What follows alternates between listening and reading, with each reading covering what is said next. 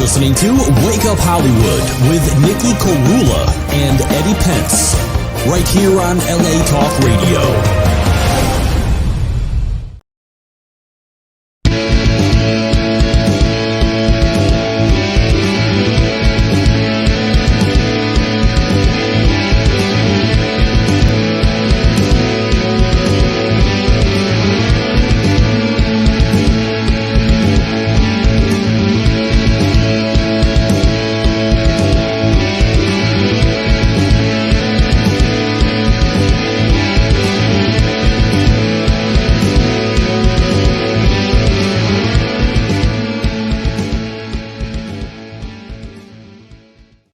Wake Up Hollywood, this is your host with the most, Nikhil Korula. We're going to jump right into this awesome episode of Wake Up Hollywood. We have writer, actor, producer, and director, Sreejith Nair. Say hello, Sreejith. Hey, what's up, Nikhil? Thank you for having me. Of course, man. How are you, dude? I like that you got the movie poster behind you. Oh, yeah.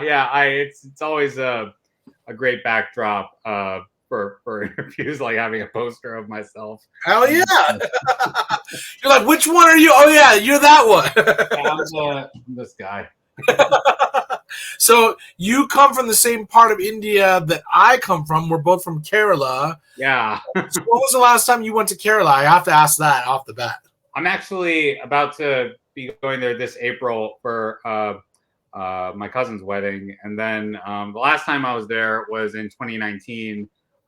Which I mean, just to like visit family, and of course, COVID like killed travel for a while. So it's been about a good about to be 4 years. Yeah, so I'm excited to go back and visit Kerala again, and I just love.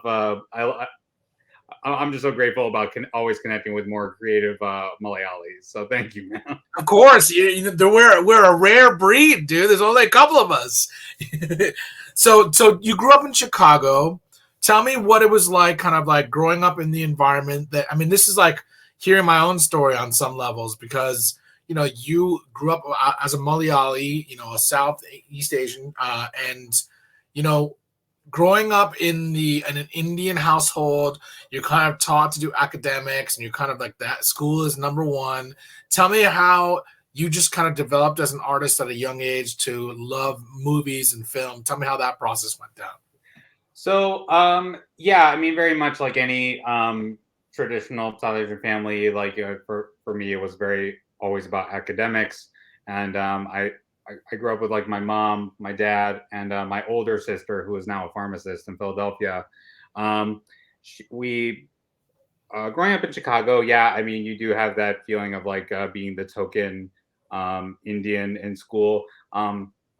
But I loved growing up in Chicago. I think it's really shaped a lot of like who I am today. And what's always been interesting about my upbringing is that it's like, you know, in kind of both worlds, you don't fully belong. It's like, here in the US, it's like you're the token Indian guy in school, but in India, you're the kid who everybody knows from America. So of course my Malayalam is always broken. And at least you have some. I only know two things, man. I have very little Malayali knowledge, so you're already batting 1,000 right there. Well, yeah, I mean, I do want to make a point to like actually, you know, maybe start taking more classes in Malayalam or learn how to read or write it some more because it does work into my scripts a lot. So I think the one thing that always drew me was movies, like a chance to kind of escape and like find my identity. The first movie I ever saw in my entire life was Disney's Dinosaur. And then I think that says a lot about me right now because I literally from there, it was just watching all dinosaur movies from Jurassic Park to Land Before Time to King Kong. And that eventually grew into like love of monster movies. So that's how I started loving Godzilla, how I started loving the Universal monsters, like old 80s horror movies like Alien and Predator. Did you watch old school Japanese versions of Godzilla? Because that's what I grew up with. Those were the best. I love those. I love those. And you know what's so weird seeing the new Godzilla movies? I mean, it's nostalgic for me, you know? But they still don't compare to those old school Japanese ones, man. I wish I wish like back in the 1940s or 50s, like India made some movie that had like a guy in a monster suit wrecking miniatures. Like I just want. That would have been epic. I would have that. I mean, that'll hopefully, if I get the money for it, that'll be like my next project. Because with the classes I'm taking right now, I'm learning how to craft my own monster suits. So that's awesome. If I can get someone to build like the city of Mumbai as a miniature, so I can smash it. You'll be walking all over like Legoland, doing like little shots. Yeah, no, those are the movies that like really impacted me. Like it was the original 1954 Godzilla that finally set off the spark in me and made me say I want to make movies. And my parents they were supportive of my craft, but they always told me like the warnings that I feel like everybody entering the entertainment world should know. It's like, it's very difficult for actors to find work, or it's very difficult to have a consistent job. It's like, it's very difficult to get insurance. Like, they never tried to stop me. They just gave me warnings, but I was like, I never listened to warnings. You're like, okay, yeah, that's cool. Yeah, whatever. Yeah. But no, my mom and my dad, I'm great, and my older sister, I'm grateful to all of them for like supporting me through. Like, there were times in my journey throughout the industry where I got so nervous, and they were the ones who had to say like, "Yo, step it up! Like you trained for this. Like you can do this."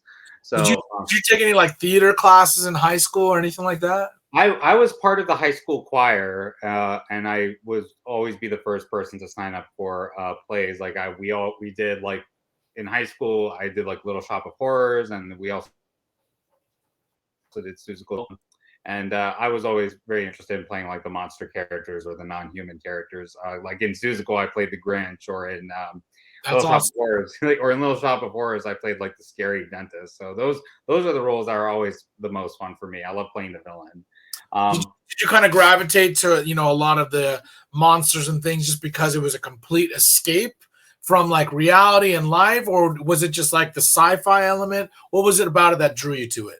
I think I always root for the character who I think is like the most misunderstood, or who I think is the most like he's painted as very like one note, to like, oh, he's just the monster that kills people, or he's just the scary monster in your closet.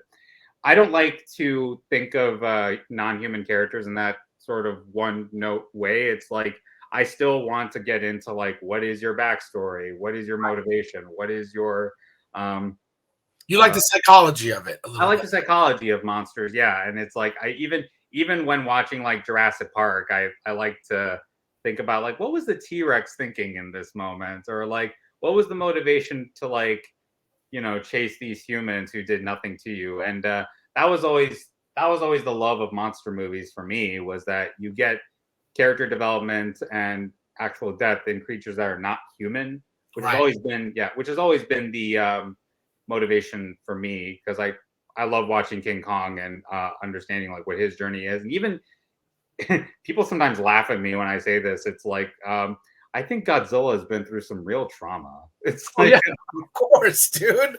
And you know what? What's so cool is like Godzilla had this like super positive vibe.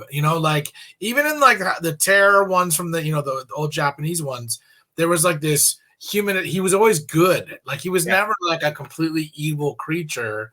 And what I loved about the recreation of the most recent Godzilla is they used the audio of the original Godzilla sound. I don't know if you noticed that or knew that. I did notice that, yeah. I love that. As soon as I heard that, I was like, that is totally awesome, because it took me right back to my childhood. So I can understand like seeing some of those movies, why it's nostalgic for you, and it kind of like evokes some emotion, and there's a little bit of like subtext, and depth in the characters that you kind of draw from.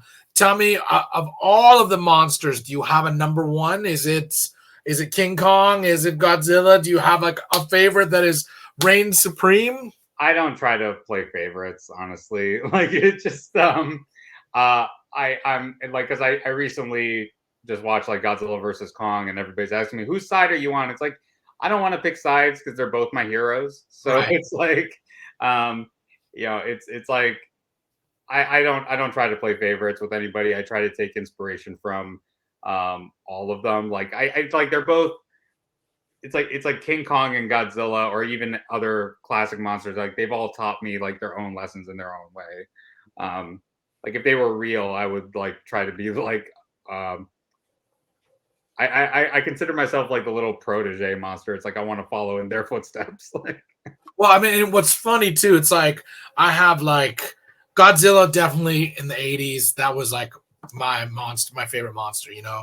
But yeah, as far as real monsters, I think Jaws for me was something like a terror to watch as a kid. So you kind of have like these different you know, kind of monsters that are real and fake, you know, but I also find that like I gravitate towards the era of the monster. So like King Kong, I like the Peter Jackson version of King Kong because when he saw King Kong the original, it made him want to be a filmmaker, and I love that he made this like, you know, ode to like that love affair with filmmaking that was started with King Kong, and that's why he made it so epic and it has such a great story. And I kind of feel like the new King Kong movies are better than the Godzilla movies, you know, on some level.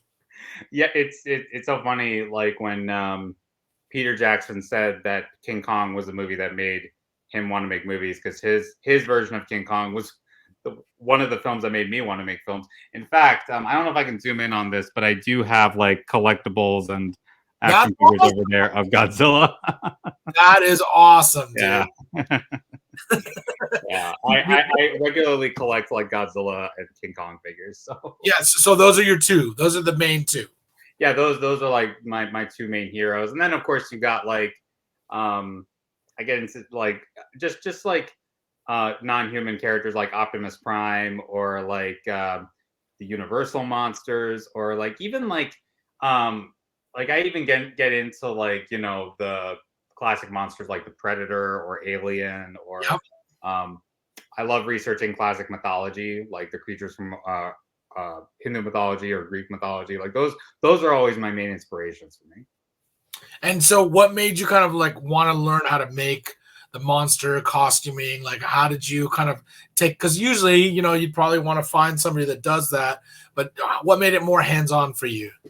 I think like so it took me a while to like, because I had to like kind of discover that I wanted to do that for myself, because when I first graduated high school and I went to Columbia College Chicago, um I originally, it was just learn how to make a film. So like learn how to direct, learn how to write, learn how to produce.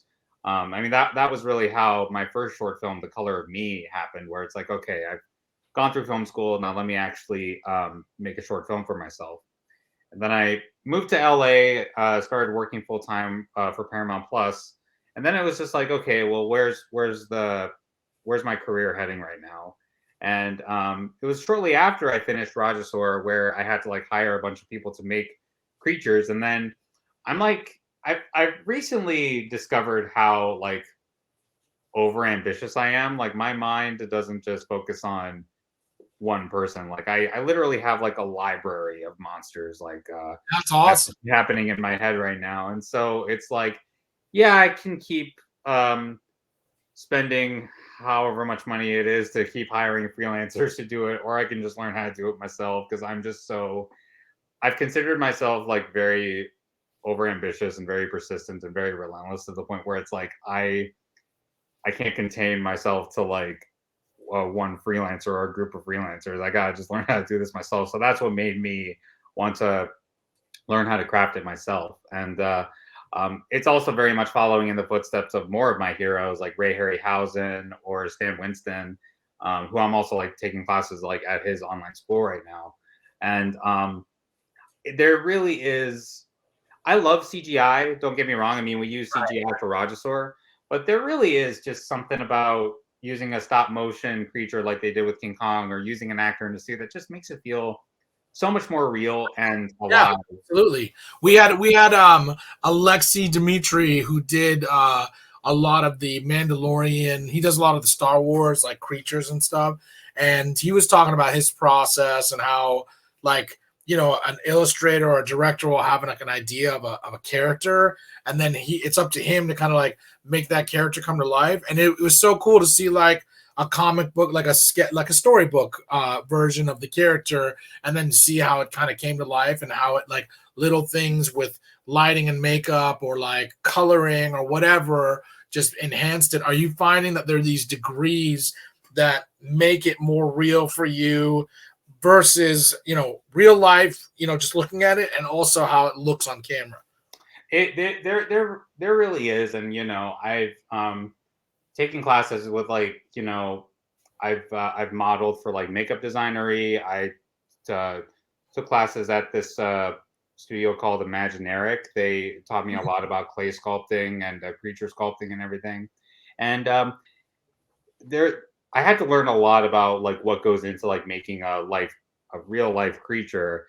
And it's it just feels so like real. It feels like you're real. It really feels like you're building a character, and you're coming up with a lot of like different ideas about what is his origin story, how did he come to be.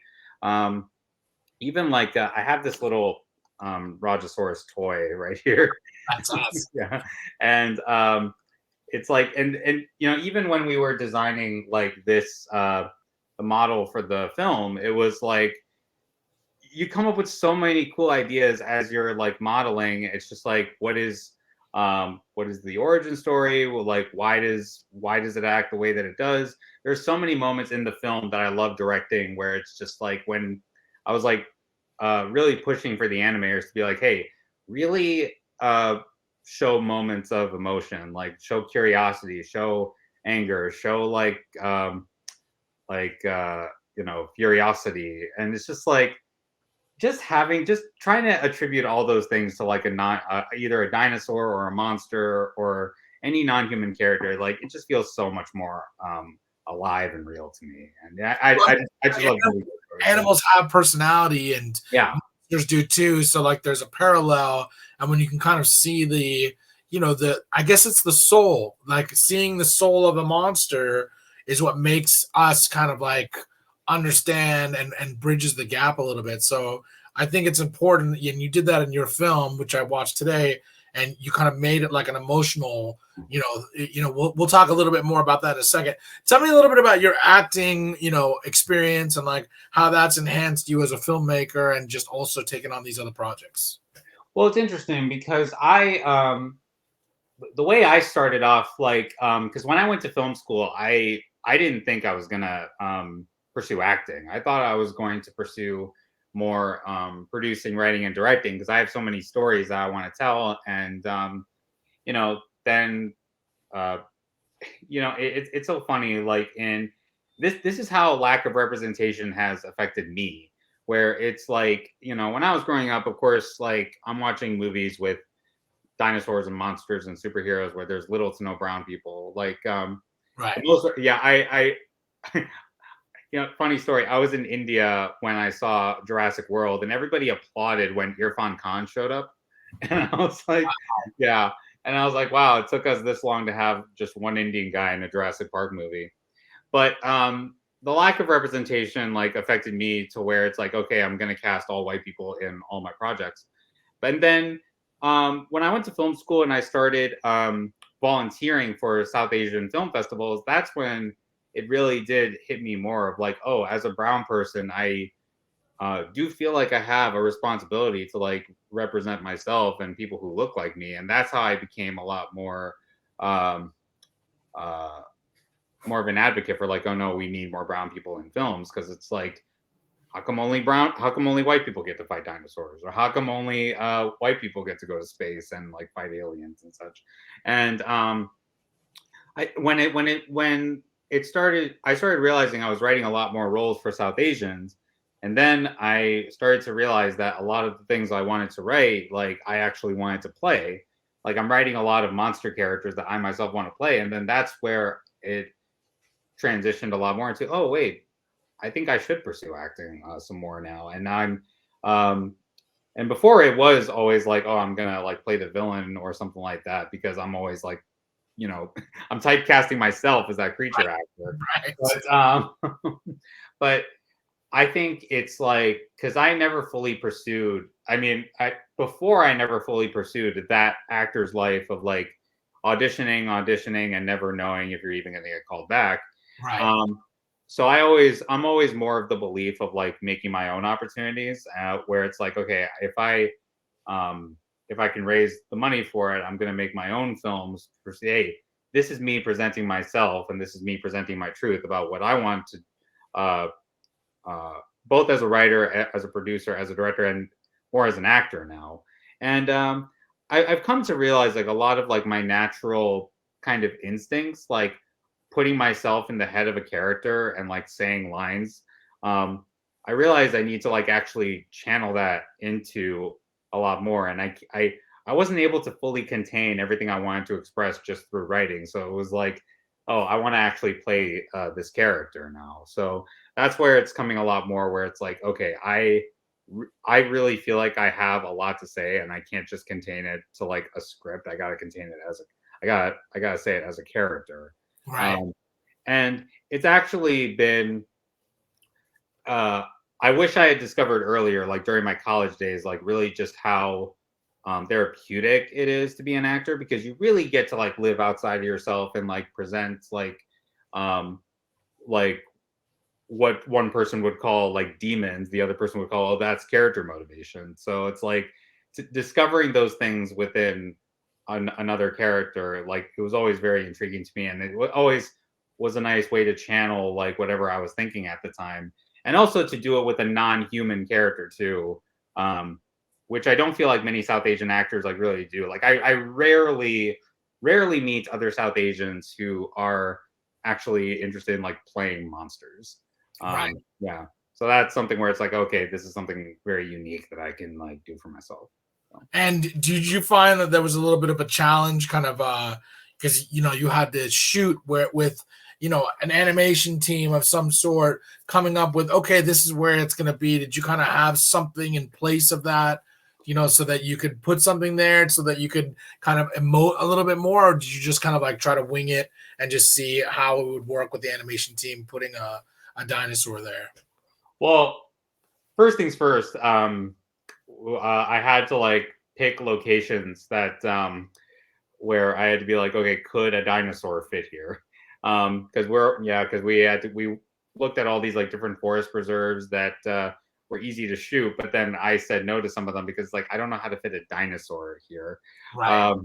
And I studied a lot of like how they filmed like Transformers, or how they filmed like Jurassic Park, where it's like you shoot a lot of empty plates and you give like a good like frame of reference to how big this dinosaur is.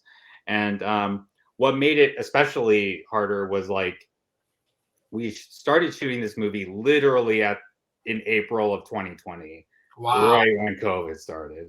That's crazy. Yeah, and for so long, I thought the movie just wasn't going to happen, because it's like, we had a child actress, and I got so scared. I was just like, oh my god, like are we even gonna be able to do this?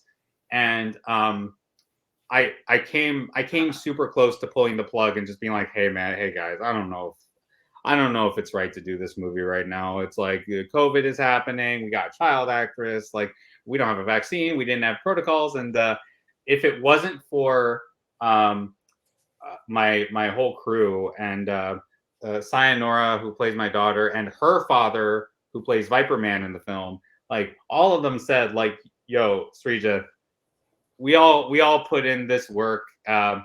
Presumably we're not going to have any work for the next 2 years if we don't make this movie. So like, can we please just make this movie so that we can come out with like something? It's like my crew had to like kind of convince me. It's like, yo, we're gonna do this. And I think especially having the motivation from Sayonara and Sharon James, Viperman, that was so encouraging to me, that everybody was enthusiastic about this. And yeah, so that was a challenge. We had to keep our crew down to like a very absolute minimum, because again, at the time we didn't have COVID protocols, and everybody was a great spirit about it. Everybody like knew what we were doing. We had as much fun as we could, because we did have days where it was like, oh my god, the sun's going down. We have to shoot right now to get this right now. But no, I had a great time making the film, and everybody else is like so proud of doing it, and I'm just so thankful. Like that it happened. I mean, that's so much of it is just the fact that, like, they always say the real reward is that it's got finished. You know what I mean? Yeah. And you had an idea and you put it into action. Before we play the trailer for that, let's play your actor's reel just so people can get a perspective of some of the stuff you've done before. So here's your actor's reel. Thank you.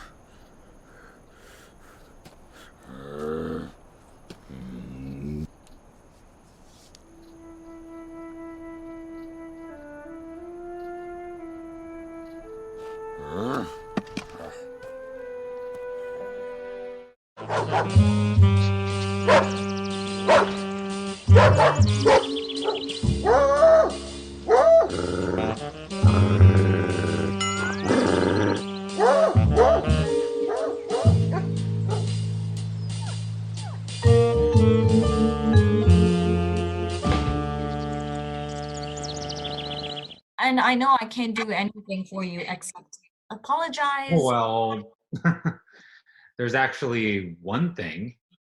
You can stop calling me a bore. Oh, done.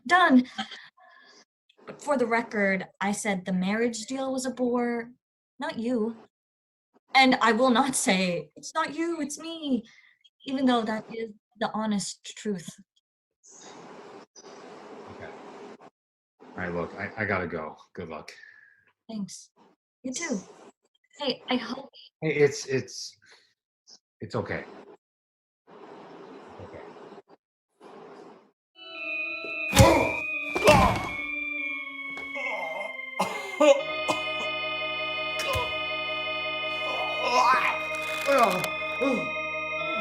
Get the book! I got it. What do I do? Just take it. Well, I don't want it. I don't want it either. You take it. You got a dagger in the sink. Oh, good Why idea. did you throw it back in? You know what?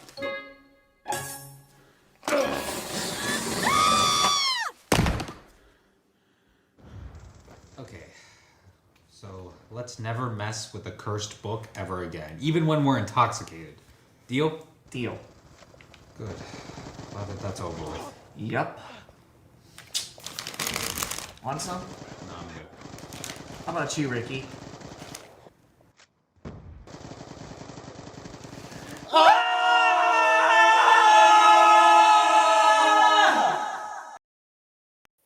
How did you not film some of those scenes without not cracking up? Because some of that's just fun. I can just tell there's like, you can definitely tell there's some tomfoolery in between scenes. How did you guys just keep a straight face for some of those? Which one in particular are you most curious about? Well, the last one with the monster where you guys are throwing the book around, I'm like, there was definitely some funny scenes going on when the camera was off. Yeah, and my college buddies, Andrew Rodriguez and Will Madden. Like I love those guys. I miss if you guys are watching from Chicago, I miss y'all. Yeah, no, we always just love comedy horror, and we always just love like taking like a situation that should be a little bit scary and just taking fun out of it. Like we're always big fans of like Evil Dead and those kinds of haunted house movies, and you know I like it when it does come through in the film at how much fun something was. Yeah, and doing those kinds of like not knowing you're sitting next to a zombie and screaming. It's just like that's always hilarious to me. That's amazing. And you know what? What's cool about that too? It's like, you know, they had like the Transylvania movies like back in the day. Like I like that genre where it's like comedic horror. Yeah. And you know, I actually went to Sundance and I saw Thomas Lennon. He did he's the guy from Reno 911. he did a New Orleans like horror movie, and I got to meet him recently, and I was like, man, I saw your movie and I loved it. And he's like, man, that was like a film that I was hoping would just hit with people, but that horror comedy thing is like a niche market, which sucks because it's so good. It's like funny and scary at the same time. How could you not like those two emotions? It is an upcoming goal of mine to do a comedy horror film with a full Malayalam cast. So that would be awesome. I'm calling you about that pretty I'm soon. ready. I'm ready, man. I'll line them up, dude. So did you ever draw from like Bollywood or any of that influence to want to make films as well? I'm drawing from that a lot more now because a lot of what I'm writing is very much based off of references from Hindu mythology or just like classical Indian stories that like I could work its way into a monster movie. The way I learned about the way I wanted to make Rajaswar was I met Vaishali Shroff, who wrote this amazing book called The Adventures of Padma and a Blue Dinosaur. And it's literally just a book about dinosaurs discovered in India. And It's awesome. Yeah, The Adventures of Padma and a Blue Dinosaur by Vaishali Shroff. Please check it out for your kids if you want to teach them about actual dinosaurs discovered in India. And I literally I was waiting for her to call me crazy because I just slid into her DMs and was like, "Yo, I love your book. Let's make a movie." And wow. I wanted I was waiting for her to be like, "Who is this guy?" Yeah, but she very thankfully responded. I told her like, "Hey, I want to do a short film. I want to actually feature a dinosaur discovered in India." Let me ask you an honest question. Do you do you think Rajaswar is just some creative title that I made up, or do you think it's literally the name of a dinosaur from India? I actually thought it's a creative name that you made up, like a Rajaswar, because it's like an Indian heritage dinosaur. Is that correct, or is there an? No. It's like actually look it up. It is a dinosaur discovered in Gujarat, and it's literally named Chris, which means Prince Lizard. And that's crazy. That is awesome. I just love that so much, and I still have to I love how I have to convince people like you don't hear that. You don't hear it every day. You know what I mean? That's what's so funny. Yeah.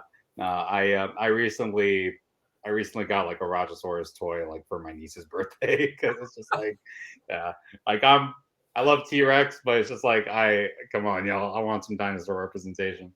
But let's talk a little bit. I want to talk a little bit about Color of Me for a second. Oh yeah, sure. Because you made this film right out of school, and it's what I love is like you took your love of monsters and the outcast in a way, and you put it in a very human perspective where it's like a shapeshifter that's changing races, and you kind of made this story about showing how hard it is to be an ethnic race of all the races, different faces.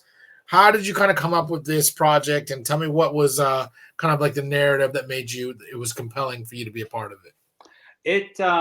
So that happened like literally right after I graduated from Columbia College Chicago in 2016, and I had at the time I had volunteered for a lot of South Asian film festivals where a lot of it was really about we need more representation, and so I took samples like just from my own life about how like I'm brown in America, so people look at me a certain way, but people also look at me a certain way in India because I was raised in the U.S. And so I very often and there weren't as many Indians like in my school when I was growing up, and so I very often would make friends with like the African Americans or like the Chinese, Filipinos, or Japanese students in the school, or Hispanic students in the school, and most of the time, like relating more to like the students of color. And I very often did kind of question, like how different of a person would I have been if I was Black, or how different of a person would I be if I was white, or how different of a person would I be if I was East Asian, and it's like, Right. what if I actually was in these different bodies? And so that was like what sparked that idea, and to make it like a romance story, because I always love just fairy tale romances. And what I love about romance stories is that I think this is like a inspiration from Bollywood, where it's like you have a character who's like outcasted in his own way, and there's that one person, the romantic interest, who comes in and finally says, "I understand you." And Right. to me, it's what I love about romance movies, but it's also what I love about sometimes like monster movies, where it's like you have a character who's outcasted in some way, and all it takes is that one person or one other character to come into your life and just say, "I know what you've been through, and I understand you." Well, And what like, I like about this story too, it's like it forces compassion. yes, Like it's like taking that quantum leap thing and then pushing you into being that person or seeing it from that perspective. And that's why I thought it was kind of a novel approach. Let's actually play a little bit of the trailer. This is the trailer for Color of Me. So, what's your name? Lewis Clark. Lewis Clark? Is that really your name? I'm Lisa. Lisa Adams.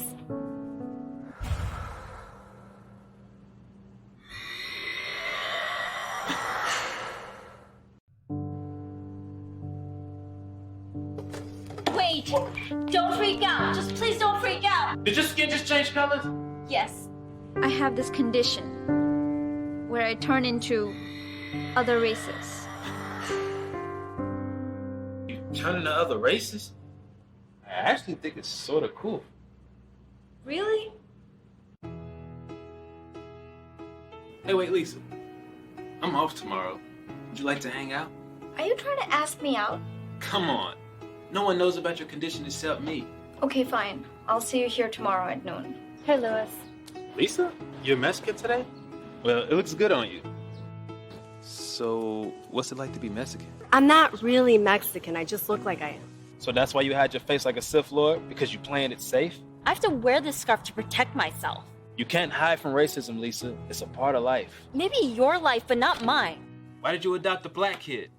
Lewis, did you punch this kid in the face?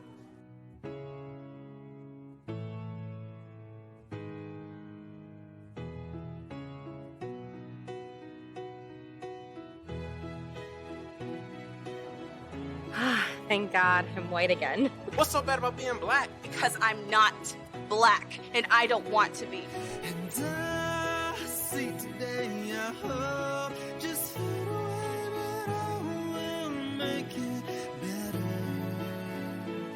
Said I will make it better with you. What if it's one of those Disney princess things, you know? Like when you find true love's kiss, the curse gets lifted. I think you watch way too many movies.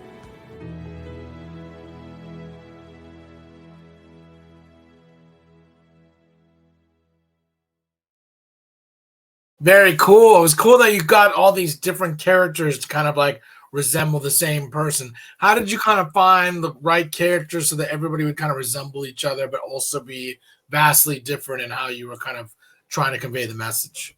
I mean, a lot of those were actors who I knew from attending Columbia, and you know, it took a lot of like, you know, there were some people who I had to like hunt down to be like, hey, I think you would be perfect for this because your face somewhat matches this other actress.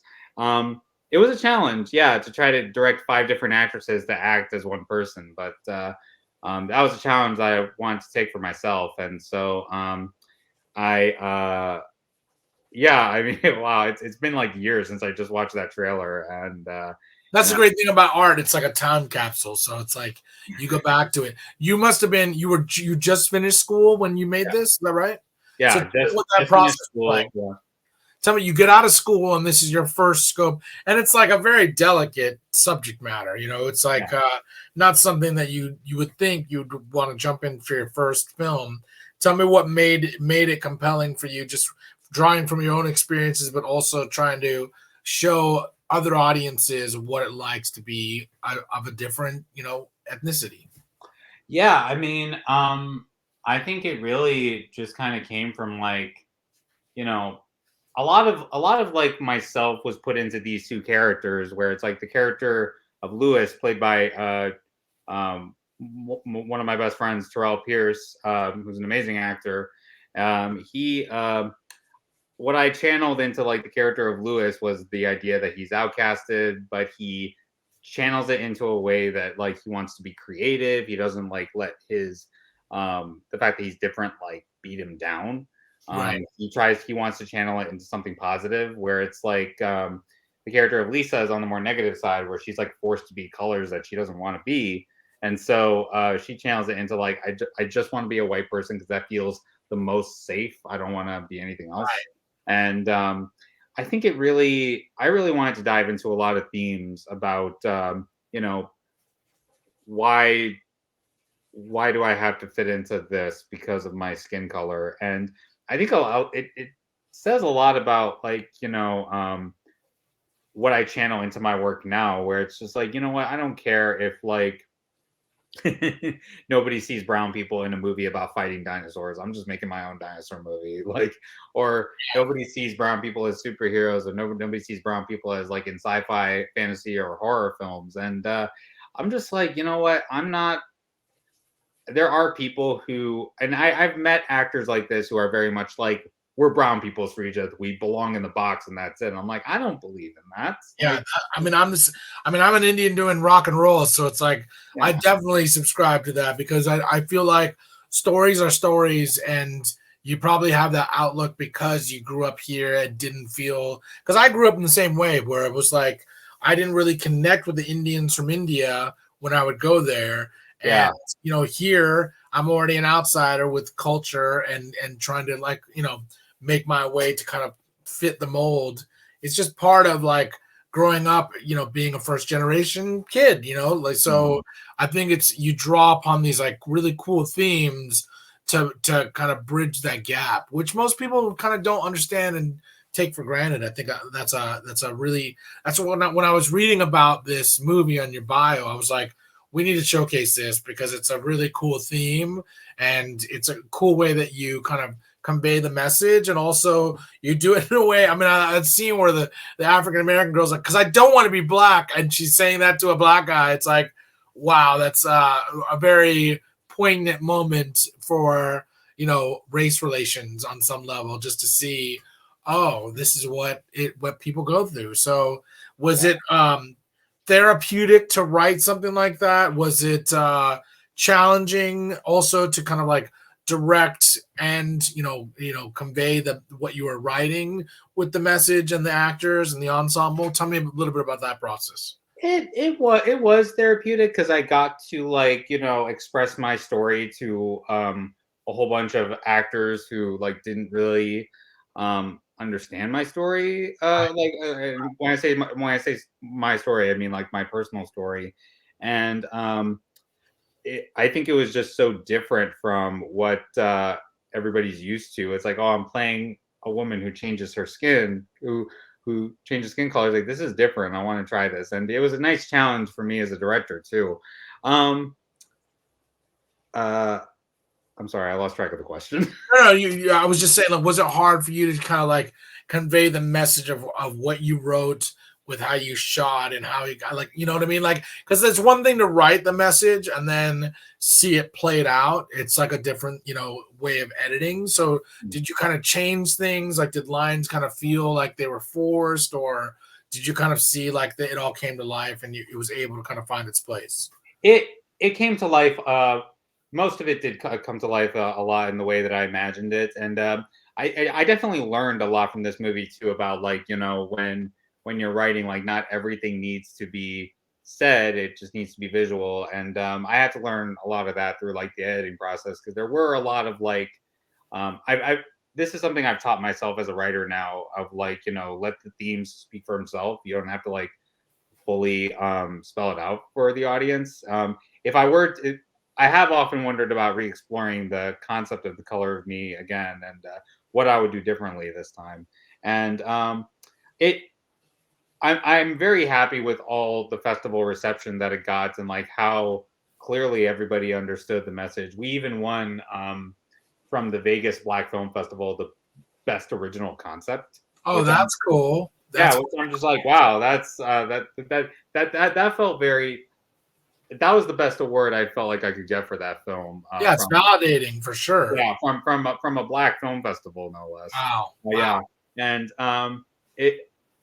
I always felt like there were so many different ideas of things or concepts that I could pull off. Like with this character, I don't fully know what they would be at if I were to write a feature film, but it's like I think with the times changing and like the views of like people of color changing and like there's definitely a lot more different ideas that I would want to explore with the film that I couldn't get across in like just 20 minutes.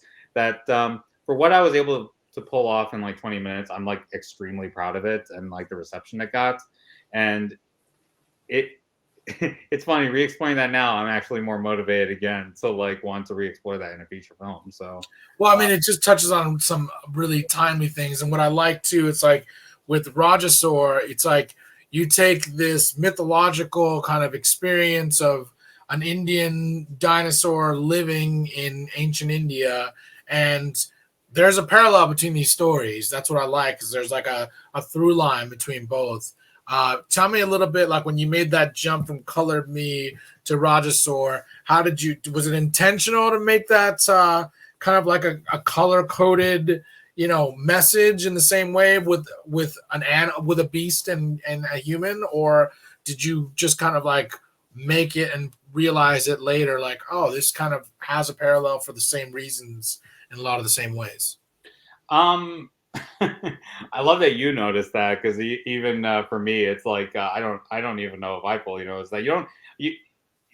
Oh, it's there. I always look for the through line, especially when it's like if you're the director, you're the storyteller. So it's like if that theme is paralleled in other works, it makes sense. It's like, oh, okay, this is something that resonates with you, and you may not see it, I think the more that you mention that, the more I'm noticing it now too, because like there's like a 5-year gap between like The Color of Me and Rajasor, and I literally just spent years like just learning about like, okay, what are all the things I learned from The Color of Me, and also like just kind of building my career and my network in LA, where it's like, okay, I work for Paramount now. I connected with like pretty much all the South Asians here in LA, and what I think after like finally sort of saving up enough money to like finally make another film, it was just like, all right, I'm going for it. I'm gonna make that dinosaur movie.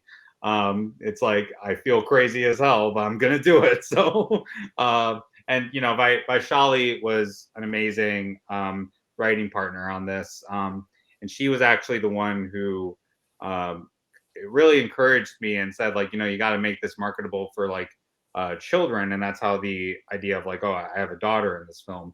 And I think for me, it's like if there is like a through line for me, it is like learn to understand something that you're either scared of or that you're nervous about, and that is definitely a through line for me with Rajasor, where it's like, okay, you have these humans who are just trying to survive in a crazy world of dinosaurs, and you have this like girl who, again, like the only thing her father teaches her is like, I just want to survive, but it's like, it's not just about protecting ourselves, it's about protecting like others who like need it, and that's why she feels the need to like return this baby dinosaur egg to its mom. And so and there are just so many key moments in the film where I'm just like extremely proud of, where it's like, without giving too much away, it's like there's a scene where the dinosaur is like looking at the girl, and it's just, like, you almost think that it's going to eat her, but then it's just kind of like, okay, no, not this time, and then there's a compassion thing again, it's like they built an alliance. That's what's cool. Let's play the trailer for Rajasor so people can see this. Here's Rajasor.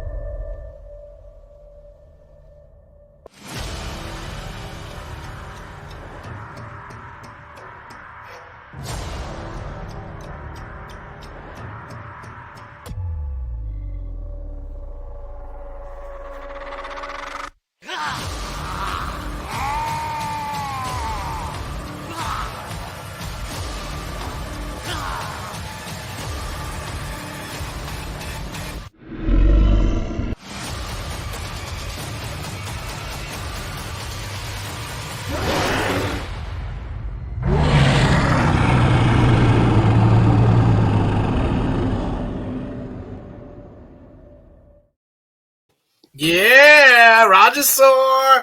So tell me a little bit about like, I know it's always hard for the the animation to kind of like be synced with your film, like what you were doing when you're filming. Tell me what that process was like in post.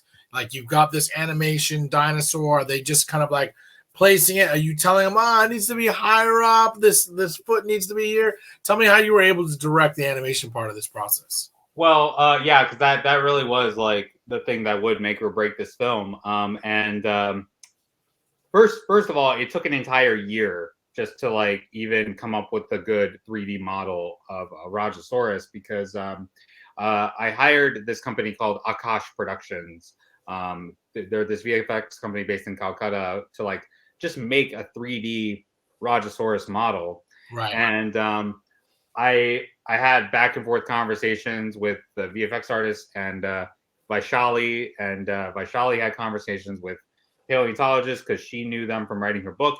And the thing that was very important to me was that, like, okay, this looks like, a dinosaur and it looks threatening and it looks menacing, but paleontologists, like, it's sometimes hard to make them happy. Because it's like, you want to come up with something like, oh, this is gory and crazy. Yeah, right. Yeah, you want to come up with this cool movie monster, but then they're gonna come in with their notes like, please, like, please change the teeth, please change the nose, like what was it? The spikes are fine, although you can take some out, or fix the eye, fix the little bump on the head, which I like to call that the dinosaur bindi. Nice. Yeah. And it's just like, that's part of the reason why it took an entire year, because I really wanted the paleontologist to be happy and be like, okay, we're representing accurately as we can. Well, the other thing too, like, I did an animated short, that is still unreleased, but it took us 4 years to make it, and you realize like how long it takes for animation to actually be this thing where you can see it working like in the movies, and it's, man, the 3D modeling is one thing, the environment's another thing. It's like it's so many layers to it, and I found it fascinating, but also like, my God, thank God I'm not in that world, because you have to have like extreme patience just to be able to do that. How did you find the process in that time frame where they were able to pull off like something that you could see and kind of like started to come to life? Tell me what that process was like. It was a good learning experience for me, because this was the first time I fully went into like doing like computer generated VFX. And after like finalizing the model, I passed it off to Connor Thomas. He's a VFX artist based in LA. His studio name is Dead Cow Studios, and he he put up with so much craziness from me, because I had to like learn a lot about like, hey, can we make the eyes like brighter, or can we like can we make it step right here, or can we like make it bigger, or can we make like the roar happen like this? And yeah, and then he had to educate me a lot, which is why it's like, I'm so eternally grateful to him about how animating a CGI character works. And I think the one thing that he did extremely well was that he did an amazing job of just conveying emotion, because that was like the biggest thing for me, was like, I don't want this to be just some monster who shows up for action scenes. Like, this is a character, right. who and that's how I see like all my monster characters, is like, these aren't just monsters, these are characters. So, and what do you do? I really like the coloring too. The coloring made it unique. Tell me about a little bit of like that detail. Why was it important to you, or was it to make it look different or from a different part of the world? Yeah. So like, I think that was a key thing for me, was that it's like, I want this to look as unique as possible. Like, I didn't want anyone to just think like, oh, this is a T-Rex, except it just has like a little bump on its forehead. Like, I really wanted it to have like its own design and its own like unique quality to it. I think like we went with like this sort of orange and brown color, because to me that always kind of symbolized like fire in some way. Right. Or I started thinking a lot about tigers and how it's just like this scary thing of orange like coming at you. So that was always like that was always like a key color factor for me, was that it's like, to me, it always just made me think of fire, and fire is scary when it comes at you. So, and of course, like make it designed it naturally in a way where it looks like an animal. So, tell me a little bit about, like, there's one scene where there's a fight between the two male, kind of like the alpha males in the movie. Yeah.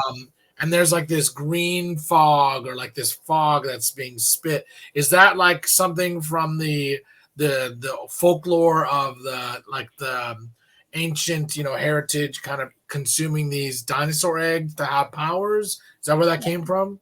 Yeah. So one of like the things that we had to like kind of get into was that it's like, okay, this is a fictionalized world where humans and dinosaurs are coexisting. So what possibilities does that open up? And so that what if we created like some cool supernatural monsters to go with this world? And so Sharon James, I collaborated with him a lot about Viper Man and how he would look, and we wanted to come up with like these like cool sort of powers that he has, like when his eyes turn red, it's like binocular vision, the fangs, and the story of how the green knockout breath came to be was that it was right at the heart of COVID, and my costume designer was very much like, we have to incorporate masks like somehow into these prehistoric costumes, right? And so it's like, okay, well, why would we wear a mask we can wear it to keep ourselves quiet, but why else would we wear a mask? It's like, maybe Viper Man has some sort of toxic gas weapon, and it's like, that's perfect. I love it. Boom. That was the one nod to, like, this was filmed in 2020, because I saw you go, hold on. I was like, yes, this was definitely filmed in 2020, that little nod to the mask, Yeah, well, and one of my favorite shots, honestly, is the shot where, like, I don't have my mask on, he breathes his gas on me, and I actually do get knocked out. It's like, wow. I'm like, of course. Like that's truth serum right there. Where can people find this film, and where can people find you online? So my handles are on Instagram are Sreejith Nair 94. And you can find this film on the Pocket Films YouTube channel. It's also available on Disney Hotstar. And The Color of Me you can find on Amazon Prime. And yeah, I mean, there's a lot of cool South Asian monster stuff to come. So like, I love it. I mean, it's like a new genre. That's what I love. It's like you're taking that old Godzilla thing and you're making it for our people, man. You're making it for the Malayalis of the world. I love it. I love it, man.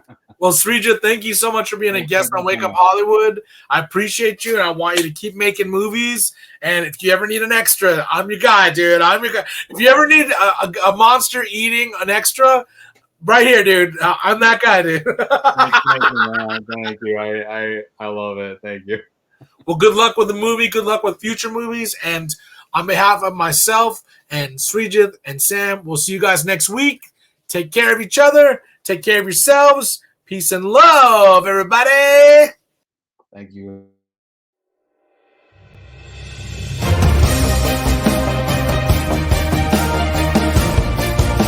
You're listening to Wake Up Hollywood with Nikhil Korula and Eddie Pence, right here on LA Talk Radio.